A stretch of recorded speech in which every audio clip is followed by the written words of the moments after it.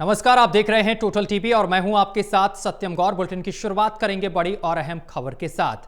कार्तिक माह की शुक्ल पक्ष की अष्टमी पर प्रदेश में सैकड़ों गौशालाओं और मंदिरों में गोपाष्टमी पर्व पूरी श्रद्धा के साथ मनाया गया। गोपाष्टमी भी श्री कृष्ण की लीलाओं में एक लीला ये थी कि वो ग्वालों के साथ गायों को चराने जाया करते थे। बताते चले कि पौराणिक मान्यता है कि कार्तिक महीना श्री कृष्ण का सबसे प्रिय महीना होता है, इसलिए इस महीने में कथाएं और प्रभात फेरियां निकाली जाती हैं।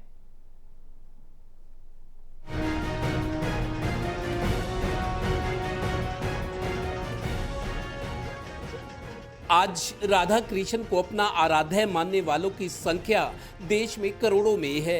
विदेश में भी ये लहर दिख रही है। कहते हैं कार्तिक महीना भगवान कृष्ण का सबसे प्यारा महीना होता है।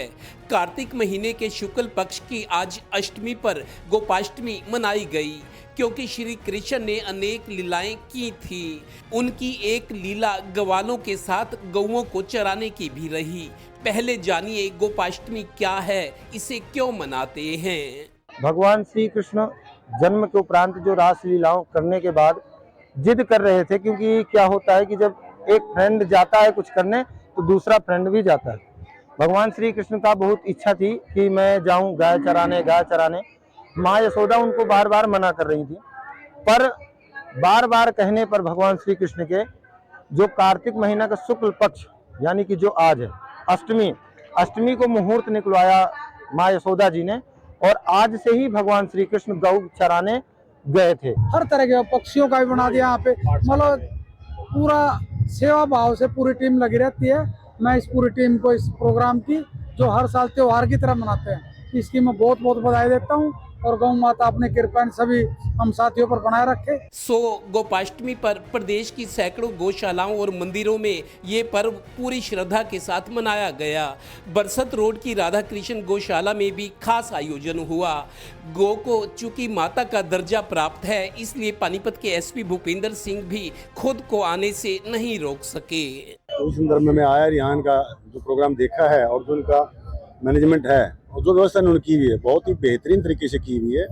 जो भी जितनी भी लावारिस जो हमारी गौ माताएं हैं, उनको यहाँ ला के इस गौशाला को निरंतर बढ़ाने का काम ये कर रहे हैं। हर एक फैसिलिटी यहाँ पर है।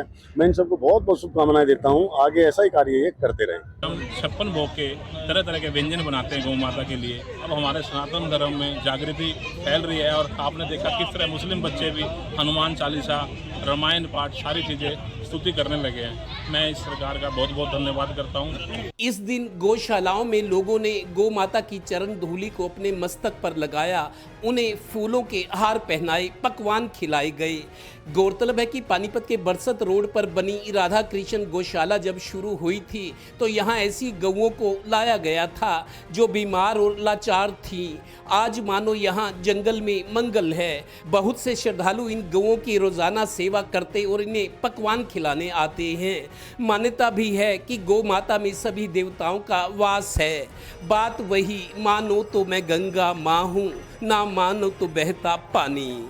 सहयोगी डिम्पी मल्होत्रा के साथ Devendra Kathoria, Total News, Panipat bureau.